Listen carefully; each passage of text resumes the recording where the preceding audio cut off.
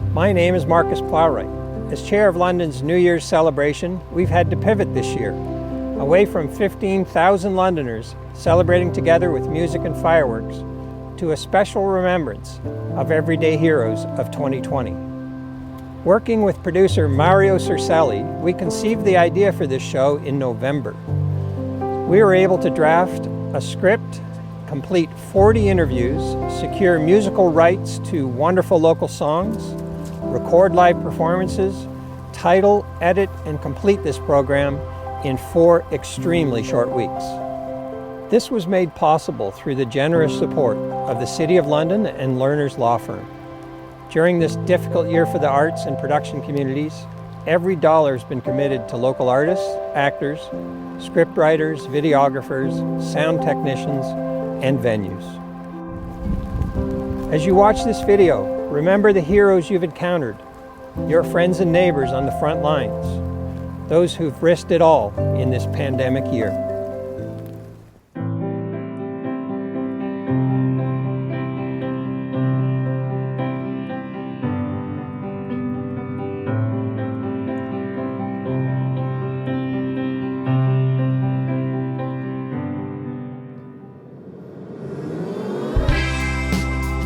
Black and white,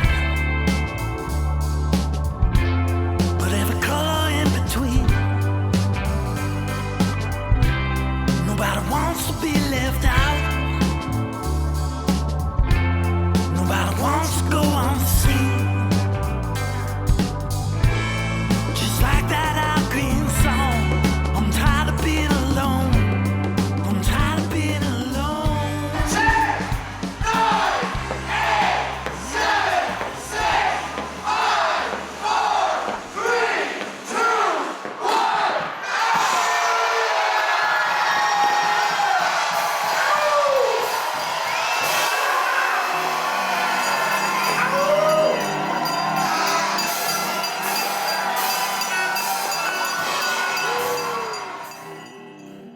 Chinese experts are investigating an outbreak of respiratory illness in the central city of Wuhan that some have likened to the 2002-2003 SARS epidemic. The city's health commission said A Chinese in a statement doctor Tuesday who that became a 27 folk people hero were after he was arrested for warning about the dangers of the deadly new virus now spreading around the world died on Friday. The new virus that was first identified in Wuhan has received an official name from the World Health Organization, COVID-19. CoV comes from coronavirus. The D stands for disease. The 19 represents 2019. The first U.S. death tied to the new coronavirus has been... The World Health Organization on Wednesday declared the rapidly spreading coronavirus outbreak a pandemic. The Ontario government has ordered all publicly funded schools to be shut down for 2 weeks after March break due to concerns about Prime Minister Justin coronavirus. Trudeau has gone into self-isolation after his wife Sophie tested positive for the coronavirus. In major news this morning, the National Basketball Association has suspended its season. Major League Soccer is expected to make a similar announcement today. Major League Baseball has Breaking suspended news today, Canada announces it is closing its borders to non-Canadians and closing the Canada-U.S. What was border. once an unthinkable long shot became an unfortunate reality Tuesday morning. The International Olympic Committee and Japanese Prime Minister Shinzo Abe jointly announced the postponement of the 2020 24,000 Olympics. Canadian troops are ready to help deal with the COVID-19 pandemic. Prime Minister Trudeau says a new wage subsidy program will cover all businesses. The government announced that more than 1 million people lost their jobs in March. Experts project 44,000 Canadians could die of COVID-19. Hi, I'm Olivia Sinclair Brisbane. I think we're all amazed at how quickly the party that ended 2019 turned into the fear, apprehension, and panic that became 2020. Because of the COVID pandemic, it's been a year like no other. We've learned to physically distance, wear masks, wash our hands, and meet virtually. But we also learned how important our family, friends, and neighbors are. And we rediscovered some of our heroes: healthcare workers, grocery store employees, first responders, cleaners, delivery drivers, everyday people who became everyday heroes. Using pictures, videos, some London Free Press reports, and interviews with many Londoners, we unpack the year that was 2020 and celebrate London's everyday heroes.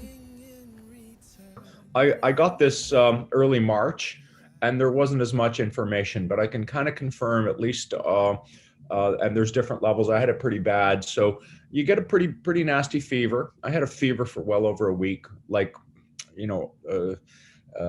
just burning up and almost to the point of hallucinating. If you've been feverish for some time, you start to lose your mind, and then trying to, self-isolate. And then I kind of knew it was a bad flu, but then the word was it turns into cough, and all of a sudden I started getting dry coughs. And I'm like, damn, I'm pretty sure I got COVID. Now, the last few days before I walked into University Hospital, it was more, I was starting to get, flashbacks. I've gone from feverish, almost hallucinations, to coughing, painful coughing that, and everything was poison. I literally lost maybe close to 10 kilos. I went to University Hospital, and I walked in, and they're like, if you got symptoms, get out of here. I'm like, well, no, this is my last resort. My asthma medication's not working, and you really need to see me. And thankfully, once I got over explaining myself for the umpteenth time, the people at University Hospital were fantastic. This is the London that we all take pride in. It was a really hard week, having to have discussions about, but what if I don't wake up the next day? What if I wake up in the middle of the night, really short of breath? And, who's going to watch the kids? We were making emergency plans. Who's going to watch the kids? And I'm going to go to the hospital by myself, and making sure that I had things if we needed to go to the hospital, which no parent, no healthcare worker wants to ever have to do. Sorry.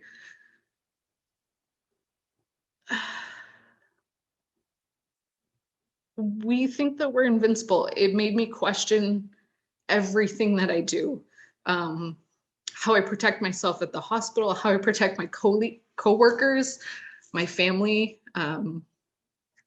my husband, he's a paramedic in the city, and him bringing home stuff. I'm home in a strange place, empty rooms and drapes of shapes, alcades, corner of my eye, I look too late.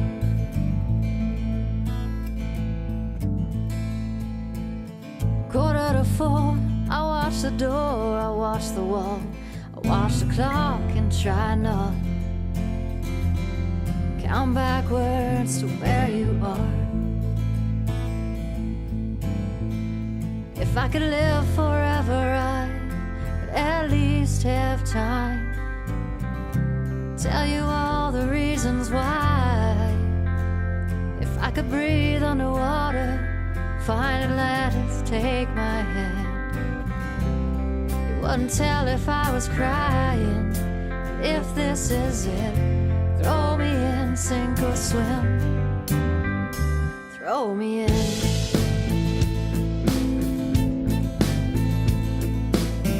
I watched the fog roll in that night. I've never seen it from this side. Sidetracked eyes open wide. You say it's been there all along, so what's wrong? You wanna feel it when it's gone. Take my palm and come on.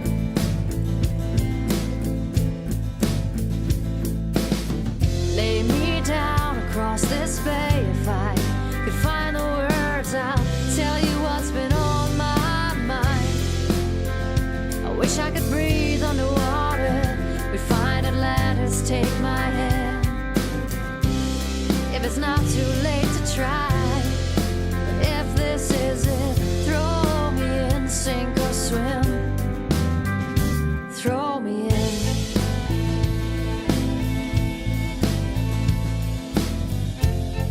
When I think of challenging days when we had to pull ourselves together and kind of put our thoughts together on how are we going to do this. We have umpteen amount of patients coming through our department. And if I could live forever, I would at least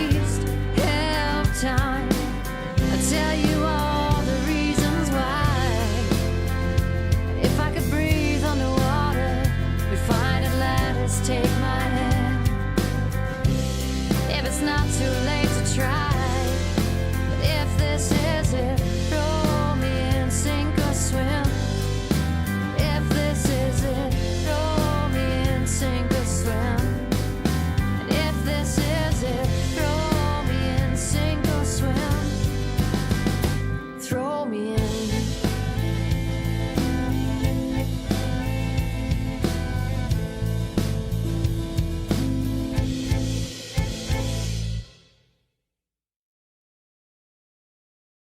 When I first heard about COVID, it was in China.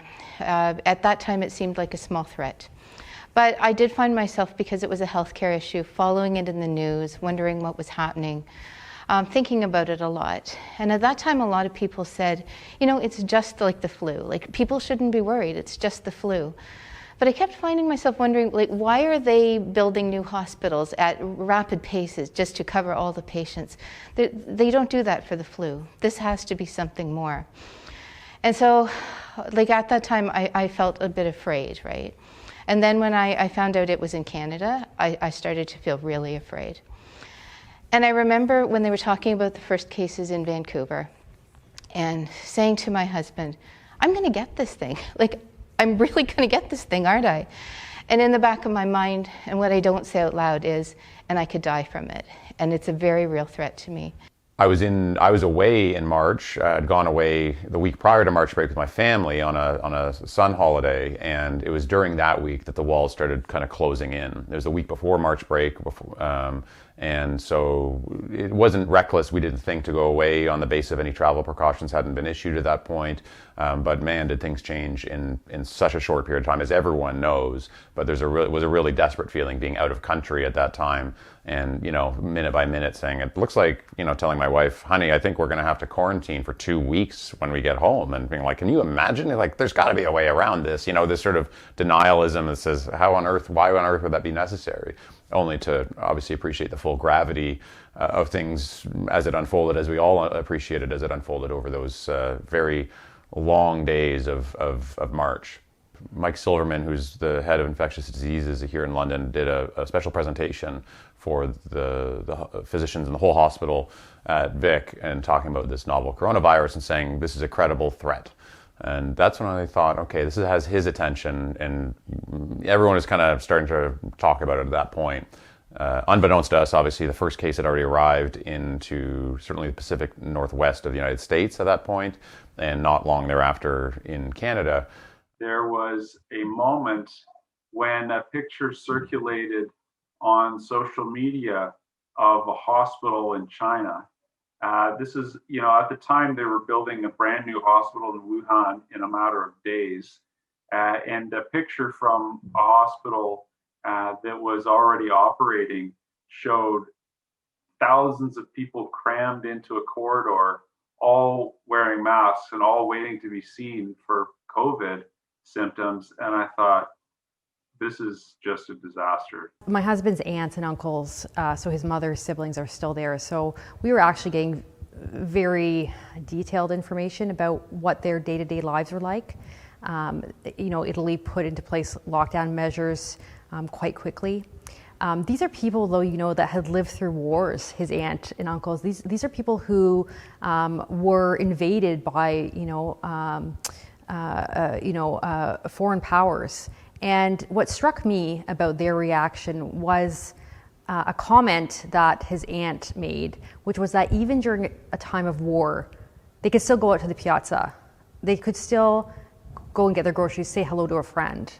The fact that they were overwhelmed and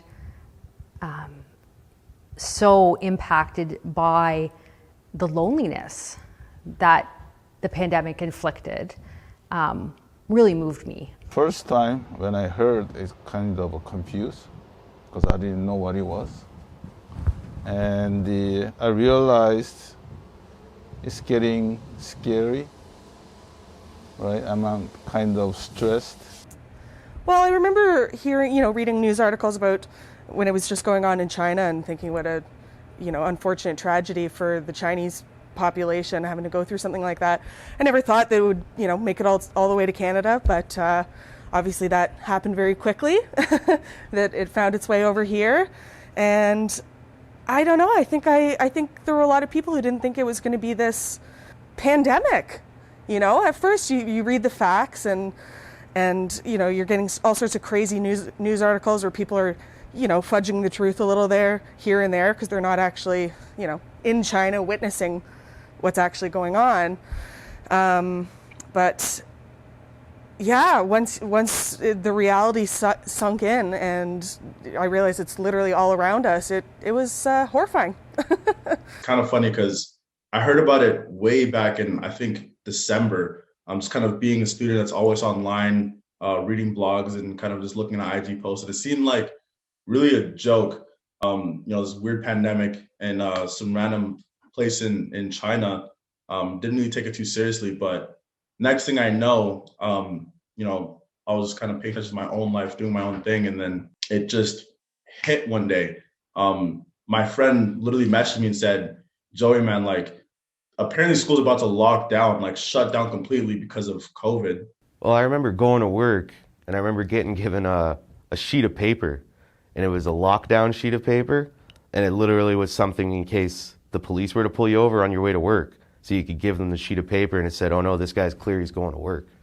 And I was like, that's crazy. Like, we're actually that deep right now. We're in lockdown. Like, I can't go outside of my house unless I'm going to work. I thought that was crazy. I never thought that was going to happen. But it did, and yeah. As a healthcare provider, I went right back to the days of SARS and working during SARS. And my immediate thought was, okay, let's go. Because working in emergency services, you tend to run towards the fire and want to help instead of not doing that. So we always want to run to the situation and think about the consequences after, and just do what we can to help people out.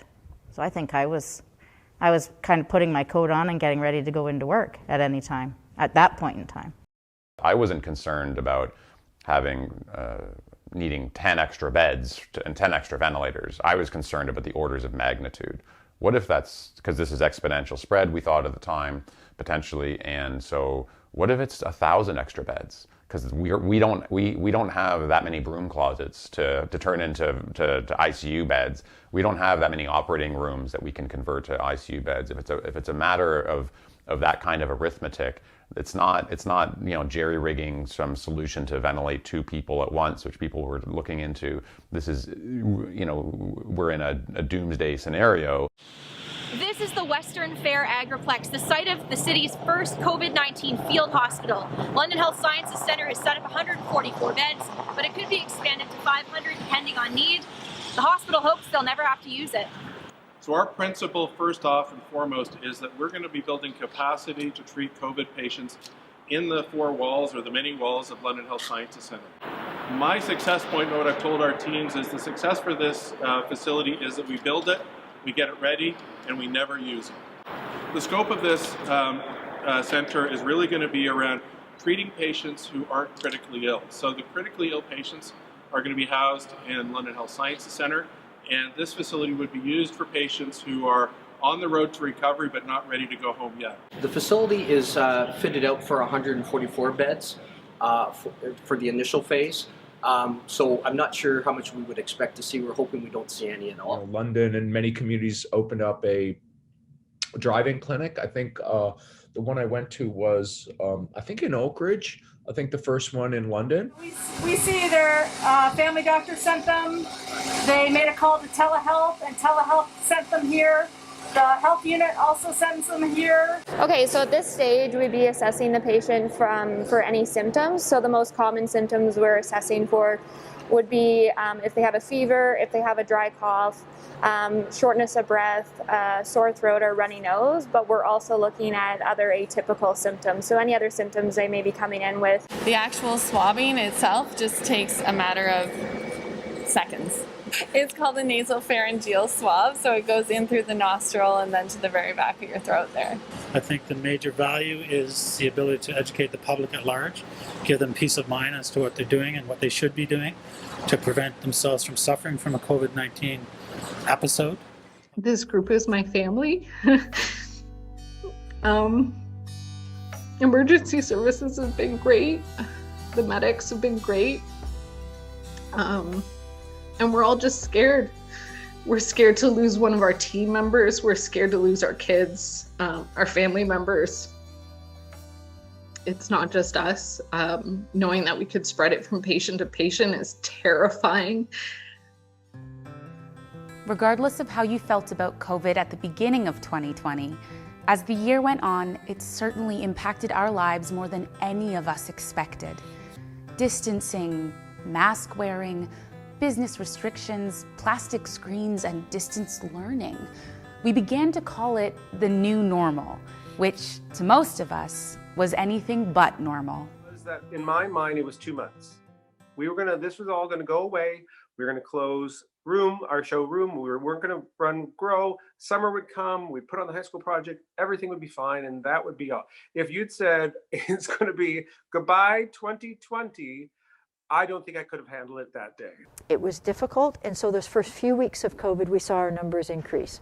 It was difficult for so many people. Of course, businesses shut down, right? So the emergency orders were in place, and people were out of work, and it was tough.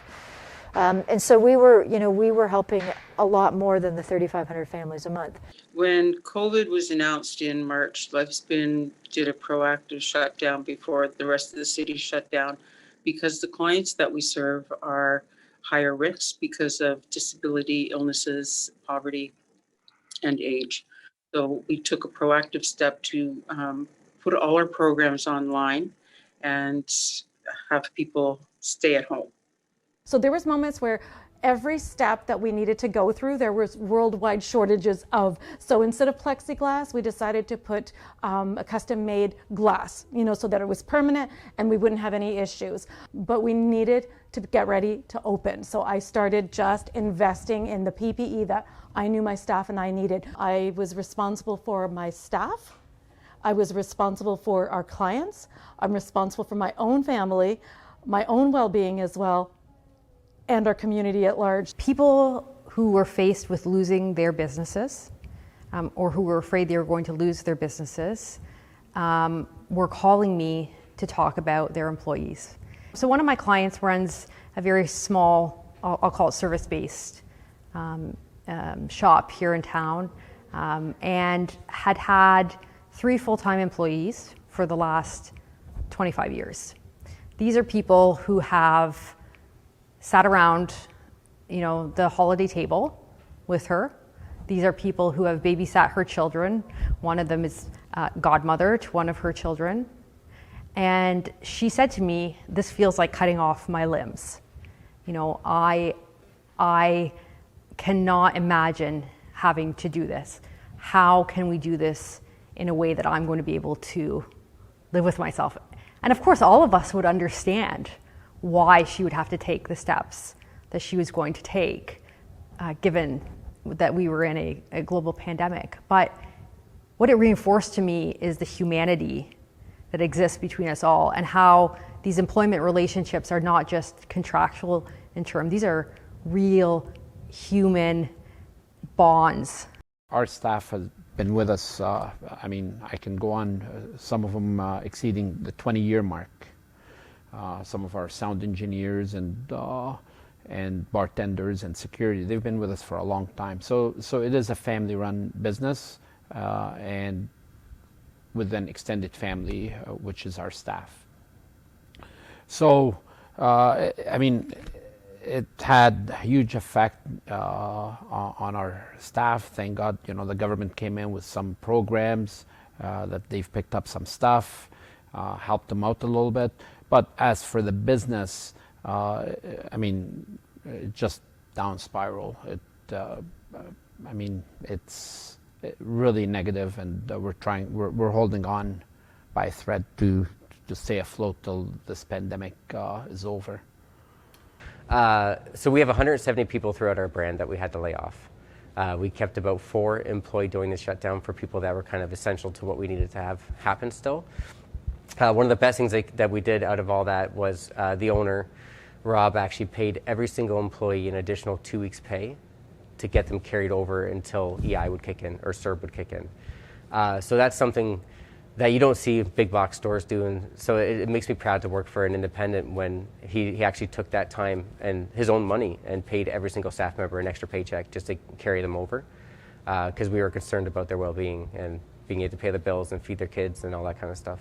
At first, we thought it was going to be 2 weeks, and at that point it was, scary, but I kind of thought, okay, a forced 2-week vacation, all right, I can, pick up a new hobby, I can, get through that stack of library books I've been meaning to finish. Okay, this will be fine. We'll have 2 weeks, everyone will stay inside and be smart, and then we can go back to work and everything will be great, and the pandemic will be gone. But then, all of a sudden it's like 4 weeks into lockdown, and I'm starting to think, okay, shit, we're really we're not going back anytime soon.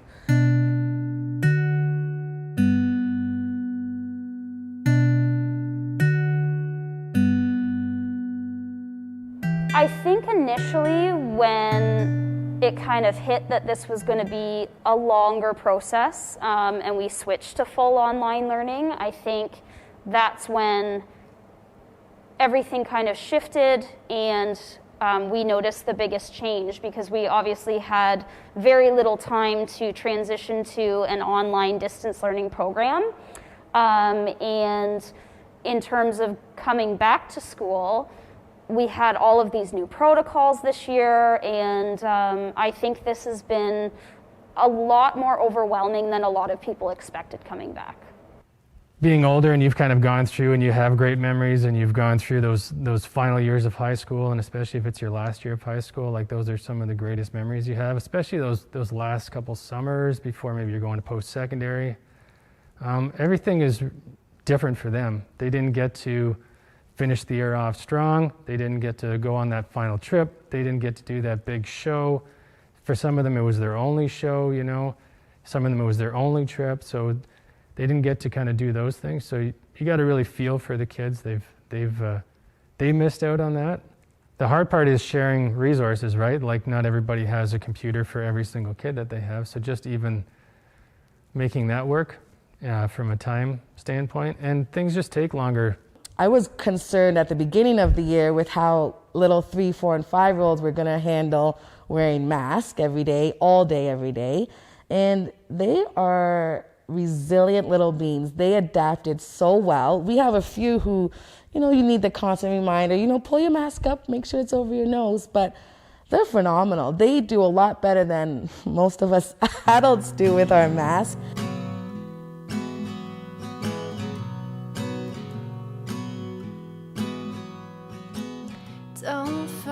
The reality is that this pandemic has had a very deep impact on the local arts community, provincial, national. I mean, it's international, all around the world. Many are trying to reinvent the way that they present to community or present to their audience. Many organizations are pivoting to present education programming in different ways. Sometimes that's online, sometimes it is in person, but in a very small group. Following guidelines and regulations that are required, it has had a very deep impact on the local arts community. Oh man, anyone who is working in the arts in any capacity, this year has been devastating, absolutely devastating. There's no live performances, and it doesn't matter if you're, a theater performer, a musician, a magician, anybody. It's just it's been gutting. You can see it. I can hear it when I talk to people that I work with, that they're just lost. They're just lost without that ability to create and put it be live. That yes, many have been trying live, streaming and doing things, but it is not the same, especially for anyone who performs live. The performers miss the audience so much. And I think that actually came as a surprise to a lot of performers. I lost, I'm sure, 30 gigs that were already booked, not to mention the gigs that I would have booked on the other half end of the year. I lost thousands of dollars that I put towards recording and all the other costs. I lost the feeling that I get from performing. I lost my sense of connection to the world and to the community.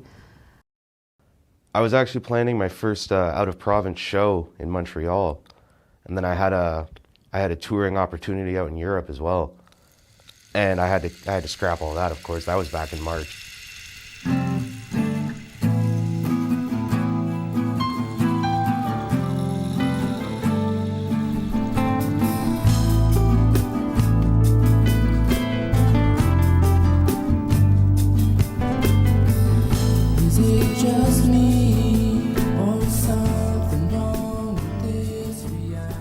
On a more local level, we were working with individual city councillors and mayors to sort of stabilize the community as much as possible.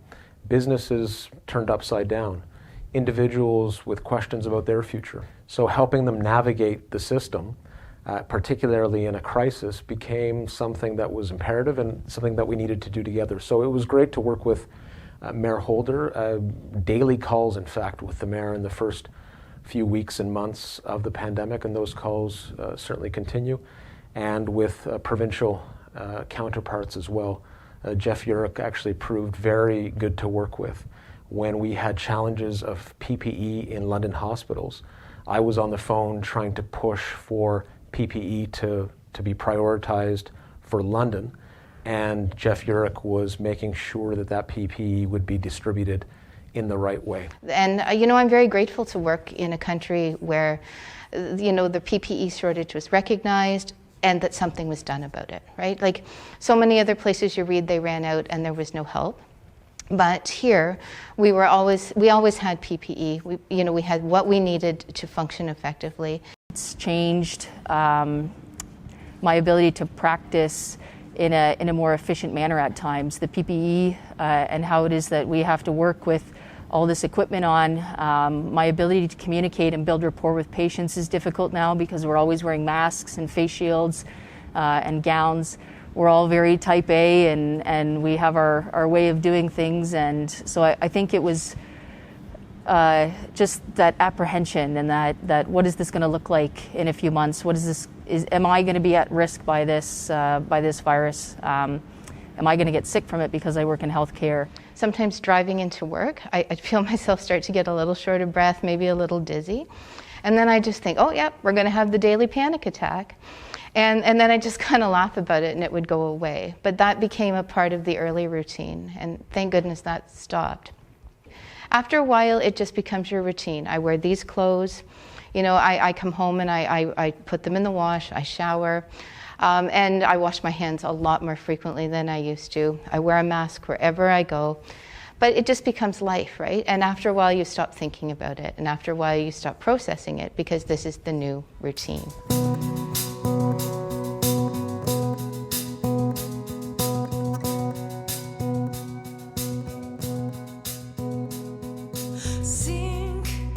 We had our own challenges in regards to visitors, but can I only imagine what the nursing home staff had to deal with there, not having visitors come in, which these family members were used to on a daily basis, weekly basis, and looking forward to their family members, and staff having to say to some of these, say to all of the family or the patients, visitors are not allowed at this present time during the pandemic. Knowing what big hearts they have, I know that their patients consider their nurses at the long-term care their family too, because they do spend an awful lot of time with their nurses. Sometimes more so than their families, I imagine. And I imagine there's tears that are shed between the long-term care nurses and the residents. Yeah. Okay.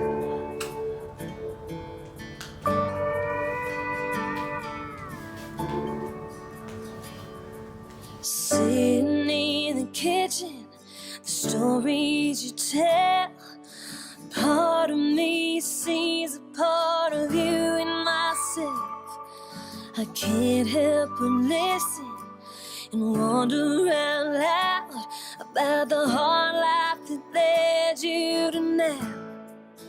If I could go back then, wish I could see you when, oh, you came into the world as a little girl who knew that little girl would mean the world to me.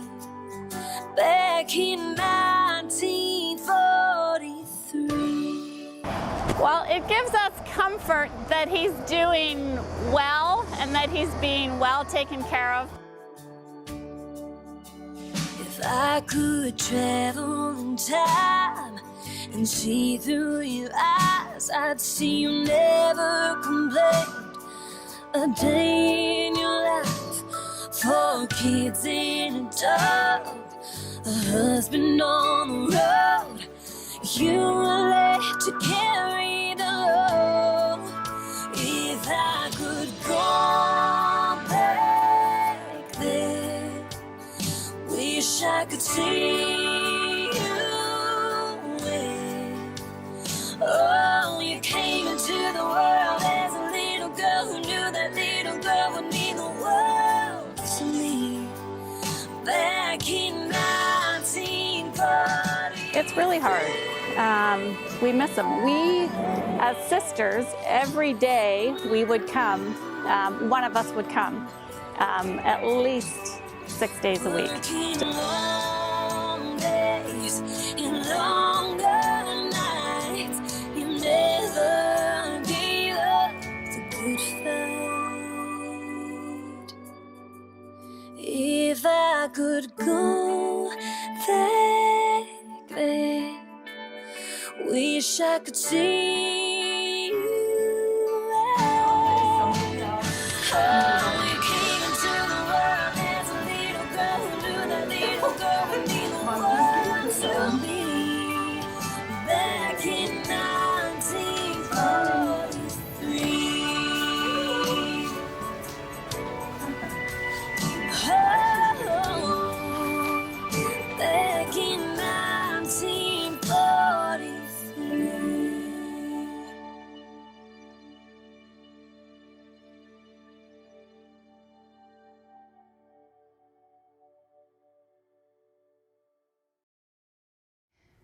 The consequences of COVID were often devastating. It ravaged our seniors' homes, cost people their jobs, and impacted our emotions and even our spirituality.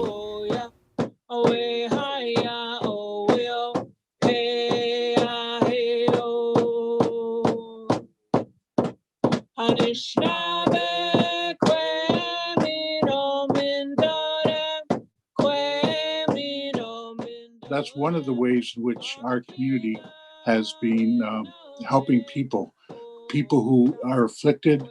We don't know if they have the pandemic, the virus. We just know that they need to have this healing dance done for them.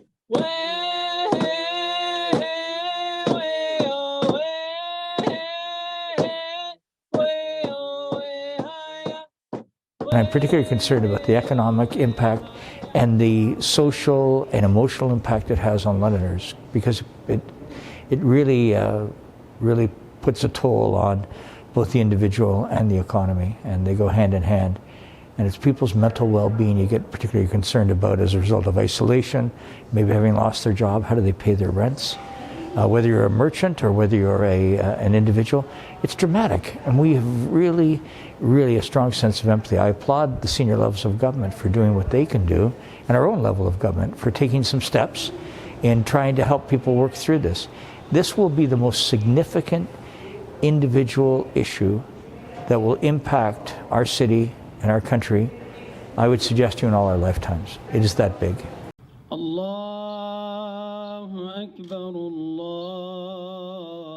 People were really feeling spiritually empty. I would say that we felt actually homeless in a way, and to have no access to the mosque in Ramadan, it left you in that state of being you're just unsure what to do, right? Kind of like you're not which direction to turn, where to go. like a person just wandering the streets, essentially. That's what a lot of people felt spiritually. And that was a really big thing. And I'm not sure what the full extent of the impact is. I think of the many people in our community who've been hospitalized over this time and were in for extended periods of time and not able to have family come and see them. I think about the funerals that we've delayed through the year because we were not able to gather together to do a proper service and to offer the ritual that people so desperately need and want at a time when they're in such grief. What we've needed to do to protect our family, friends, community from COVID has been incredibly painful for many of us in many ways. Missed opportunities, whether it's, birthdays or holidays or even weddings that have been pushed off, funerals where not everyone who wanted to could attend. These are important life milestones and times that we can never really replace in the future, no matter how good things get going forward. So I think that it's been hard for a lot of us, and especially people who don't live with others, people who live by themselves. I think it's been a real challenge from a mental health perspective. It was because we were all faith leaders, myself, the imam, the rabbi, we were all hearing stories of people that were terribly afraid. So early on, it was a lot of fear, a lot of how are we going to get through this, a lot of when will I see my family again? But as time has gone on, there's been a couple of things. I mean, some of it has been around job loss. There's a lot of people dealing with the struggle of less income, small business owners that are worried about their long-term viability as businesses. Mental illness. Anybody who was struggling before all this it's like COVID has laid another layer on top of it. That makes it hard to keep coming to work and treating people and looking after people and following all these rules and guidelines. And it is hard to, especially in the beginning when there was nothing to do other than go to work and be at home, it was just mentally draining. One day we got a call that a woman was coming in, an older lady, coming in with extreme shortness of breath, and she was possibly, she was gravely ill, really, and we didn't know if she was going to make it. We had this specialized team that there to meet her that would help with her airway if she needed to go on a respirator. Everybody was ready when she came in. The resuscitation team and the team was in the room and worked feverishly on her, but unfortunately she passed. So her daughter had certainly followed in behind the ambulance, was in our quiet room, and we had to go and tell her that her mother had passed. And she was very distraught, rightly and understandably so, and crying. But she kept repeating that her daughter had written a letter to her grandma, and she had been given it to read to her because of visiting restrictions, and she hadn't had a chance to. And she was quite upset that she had not read this letter to her mother from her daughter. I said to her, I feel, and I do still feel after all these years of nursing, that when somebody passes, that their soul, their spirit, whatever you want to call it, is still sort of there. And so I put her in the room, in this ante-room that we call it, with a walkie-talkie or a baby monitor that we use to do the communication in this room. And I said to her, I want you to read that letter to your mother. And I gave her I said, nobody will hear it. You're in this room by yourself, and you go ahead and read that to your mom. And she did. I think that probably gave her a bit of comfort that she was able to do that. I mean, it's not comfort that her mother had passed, but I think that it gave her a little bit of closure. And it was really the best I could do because I couldn't let her in with her mom. The inability to visit patients with COVID was a heartbreaking part of this journey and remains that way. And I can recall a patient who passed away from COVID, and their partner had to be there virtually through an iPad in the room, and that was how they watched their partner of decades pass away.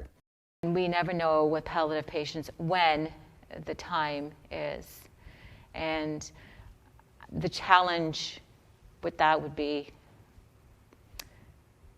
telling this family member that they can come in. That's it. Sorry. Sorry. Because that's probably the hardest situation I probably ran into. This song goes out to anybody who's lost someone, or if you're missing someone during these unfortunate times we're living in right now. This also goes out to my father, John. I miss you, buddy.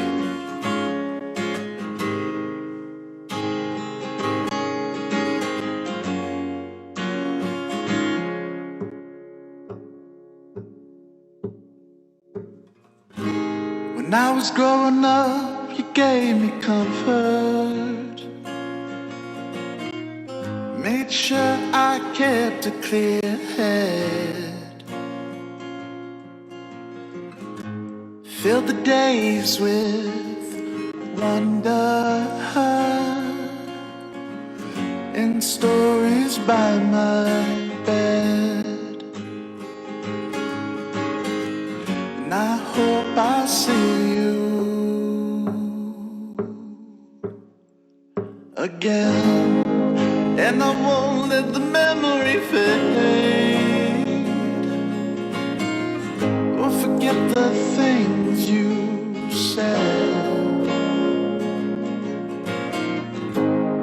It's in reflections of my face. Well, I see you there, look mine, and I know we'll meet up, and I'll see you again. I'll see you again. I'll see you again. I'll see you again. I'll see you again. I'll see you again. I'll see you again.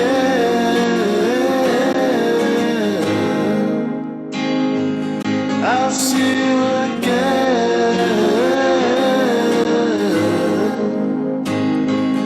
I'll see you again.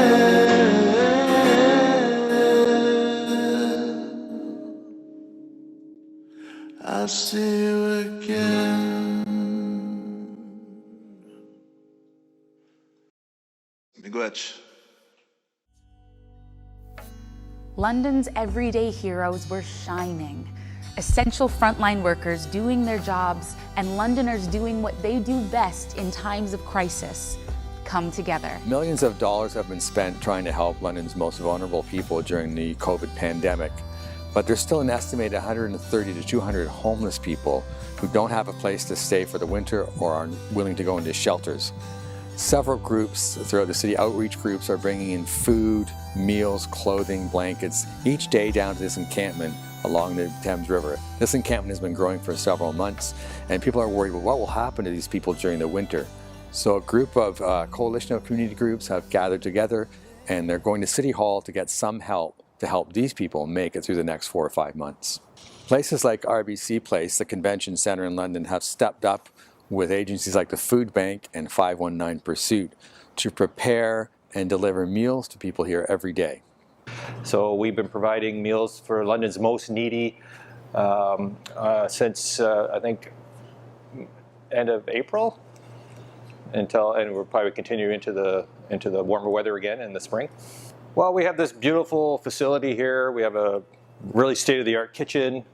It only made sense for us to get involved because we do have the capability of providing great meals, nutritious meals to whomever. We do 3 hot meals a week, being Monday, Wednesday, and a Friday. We deliver 75 meals a day in partnership with the London Food Bank. So our team picks it up there. We received a donation of masks, so we fill it with masks. If we have water, we also fill it in there. Kind of treat it as a little loot bag for our friends. And then from there, we have a couple routes we go, downtown, East End, along the rivers as well.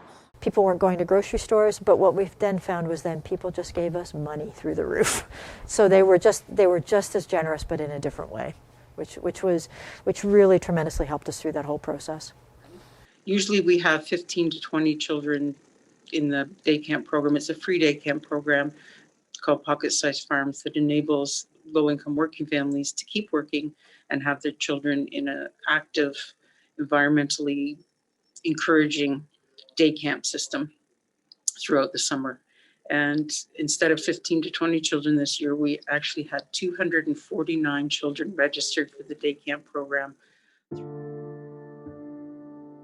We saw a rise, unfortunately, in spousal abuse during the pandemic as people had to be in their homes with one another. And really, shelters for women escaping abuse really needed resources. And so we saw a tremendous influx of resources to those organizations. And that was really heartwarming for me to see how quickly our community came together. I have to tell you that, one night, a few weeks after the pandemic, I said, I'm going to donate a few $100s to this organization that is supporting women during the pandemic, and please match me. And overnight, I was astonished to see that we had raised $14,000 for that organization. A lot of restaurants were supporting us, sending food. So everybody has been supportive. And what we've seen through the pandemic is a significant uptick in thank yous. Thank you for being there for me. Thank you for getting me to work. Thank you, operator on Route 7, for waving to my daughter when we're out on the street in the morning. It makes her day. That type of thing. We've seen a real increase in that. So we have seen an increase in appreciation.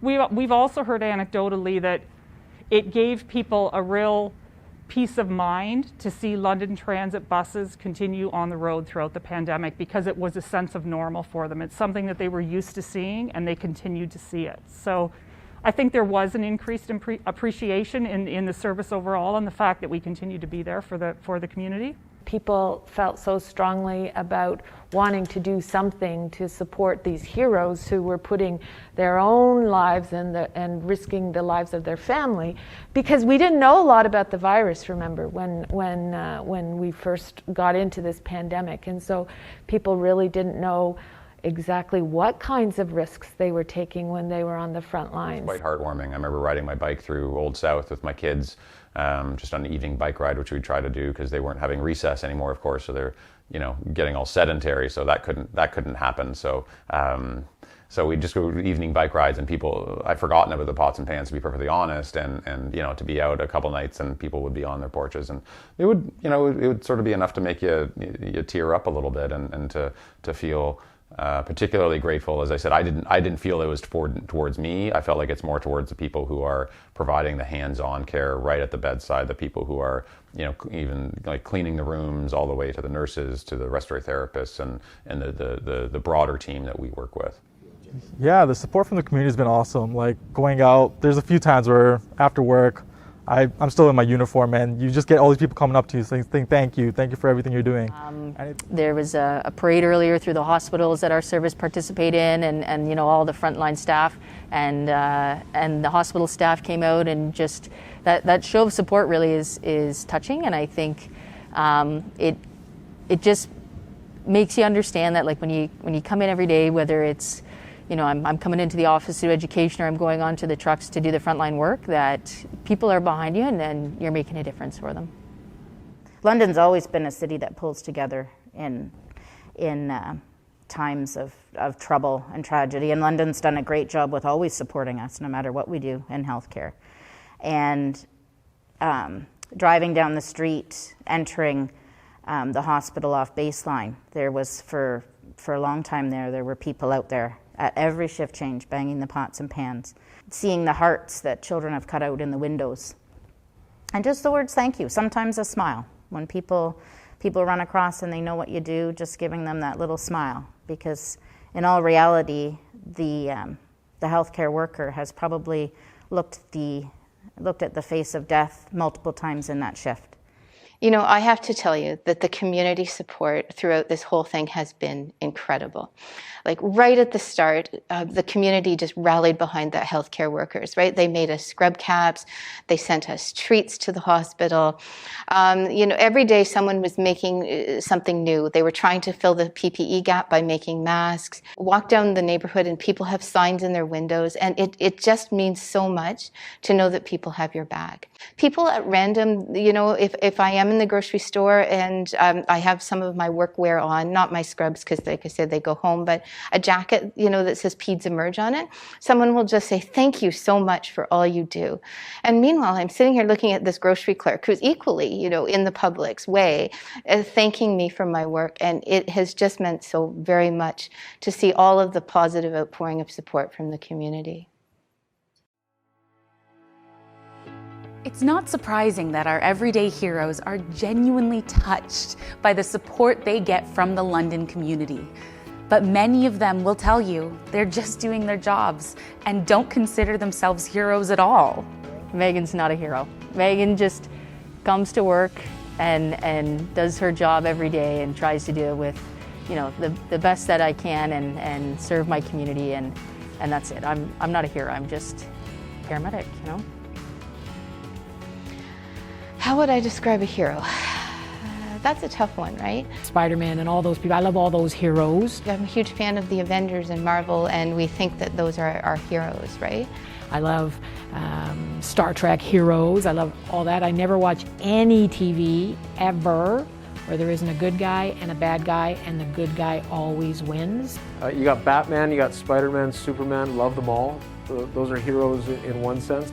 Don't know if I'd say myself as a hero. What I do every day doesn't feel heroic to me. It just feels like something that I was meant to do. It's who I am. People who do things selflessly, I guess.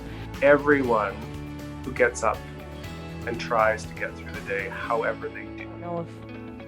There are definitely heroes. There are people that have lost their lives to COVID working in ICUs and things like that. But I don't know of a hero. I mean, we work shift work. I've worked shift work for 45 years. I have worked every other Christmas for 45 years. There are easier jobs to do,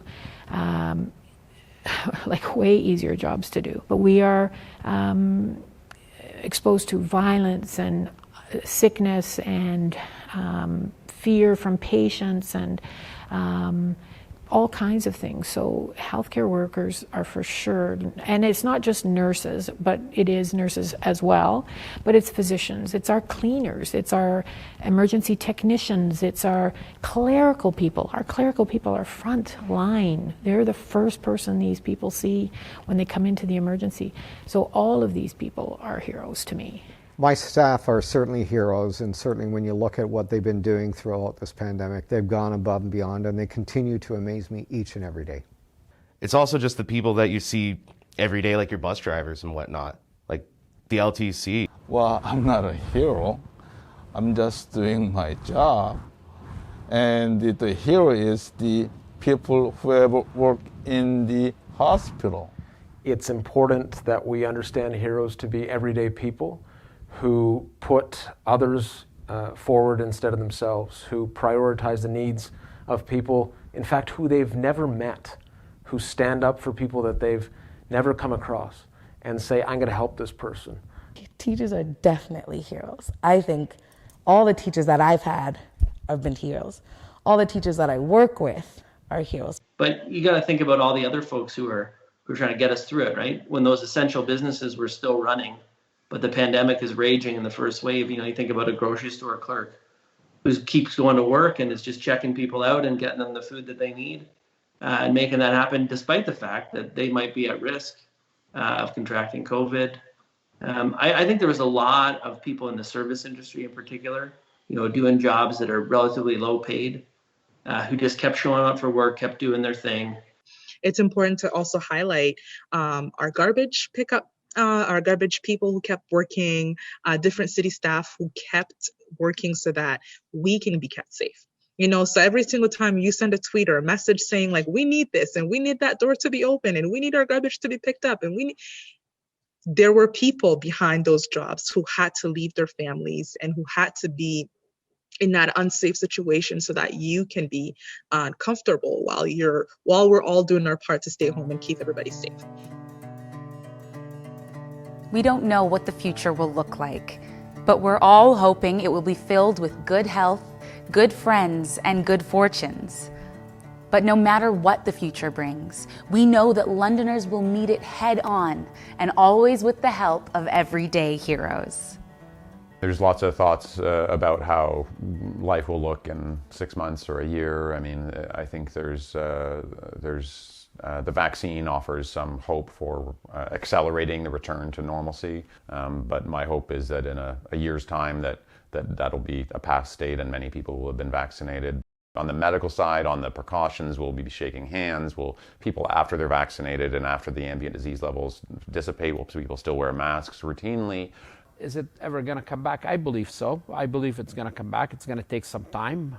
I mean, we're all about social gathering, never mind social distancing. I mean, we've tried a couple of things here, as you know, but it's definitely going to take some time, but I believe it will come back. We're quite optimistic for the future, where we believe it's going to be kind of like the Roaring 20s, we'll call it, but we'll call it the Roaring 21, 22s. Where we think London will get this resurgence of a boom where they want to, get back out and reconnect with people and get face to face again, because it's been a long time since they've been able to do it. What this pandemic has done is it's really reframed who we value in our society and how we value them. We have so many examples of everyday heroes who are doing heroic things by going into the grocery store, by making sure as a cashier that we're able to keep food, keep the food supply chain going, that we're able to feed our families. It's a learning process. Yes, it's growing pains, and it hurts to see that we are a country that has left people behind. But what we can take from this is that we're all learning, and that we have an opportunity to do things differently, and we have an opportunity to not choose to look away. And that together we have an opportunity to actually shift the way that we function and the way that we want to see Canada move forward. My hope for the future is that all of this time we actually have learned something and we do make a difference, and we come back bigger, smaller, smarter, kinder, keener, more innovative. I'm looking forward to things that we say, yes, this is the priority now. Black Lives Matter. Now, let's do this, right? Let's do this. I'm looking forward to that. This stuff isn't important. Let's stop doing this. Let's get this out of the way. We need to move forward with an awareness of what our challenges are. People now realize how much they value social relationships. I think that they miss seeing people, and now we're so aware that what we took for granted is so important to us. It really makes me understand when I think of how Londoners interact with each other. You know what it says? It says we believe in each other, and that says it all.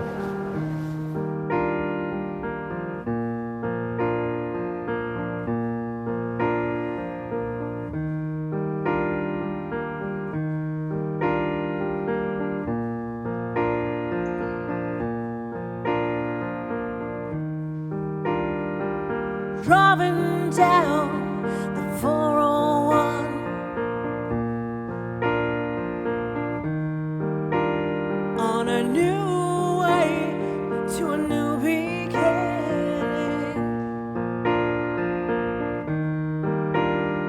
I'm sitting here thinking about where I'm going, where I've been, where I stand and where I lie within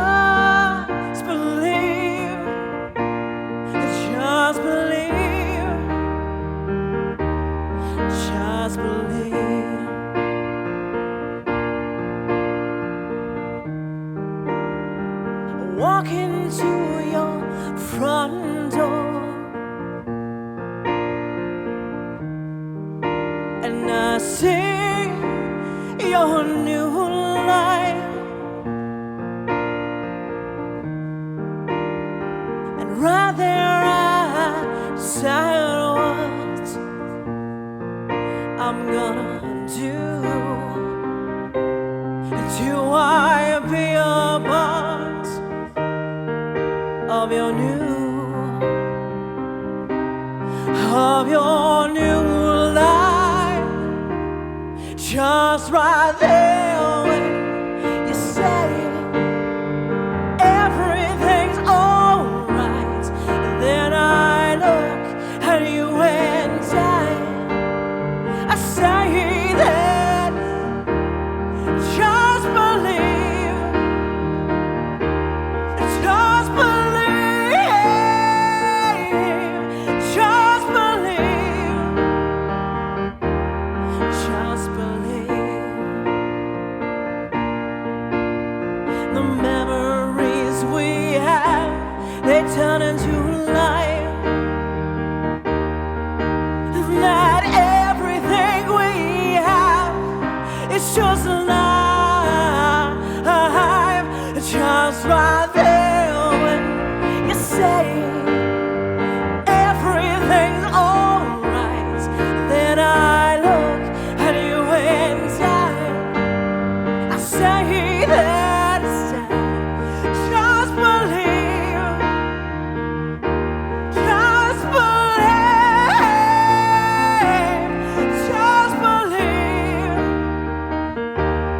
just believe.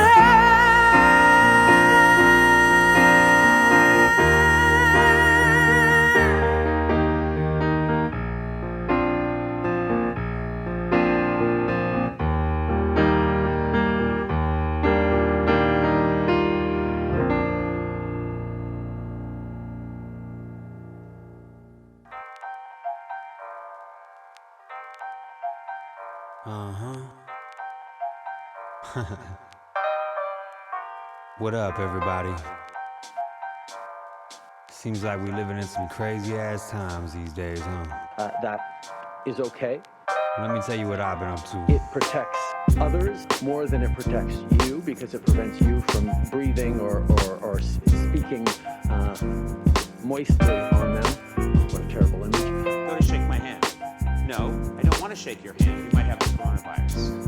You understand? Stay safe. Okay, now say I'm pretty sure I don't. How do you know you don't? I just been staying inside, catching up on my comics, playing old games, smoking way too much chronic, laid off from my job, trying to stay off the topic. It's crazy nowadays, if we really being honest. I'm just trying to play it cool, play it safe and relax. Long walks up with the wife, good talks and great laughs. Trying to keep my mind busy, making songs, beats and videos. Hatters on deck, mad at its many kills of yo. I'm online, going live with some sets. Perspective and at best, keep a skeptic in check. Fret about financials, what the hell can I do? Apply for EI and hope the cash comes soon. Keeping physical distance, but socially I'm still active. Calling everyone I know through a video chat. Going out for drives, but never leaving the car. Just cause you gotta stay inside don't mean you stay where you are. I just been staying inside, trying to find myself. Staying inside, kill time, hands held. Staying inside, spending time with the wifey. I'm cool being secluded, yeah, it fits me nicely. I'm just staying inside, trying to find myself. Staying inside, kill time, hands held. Staying inside, spending time with the wifey. I'm cool being secluded, yeah, it fits me nicely.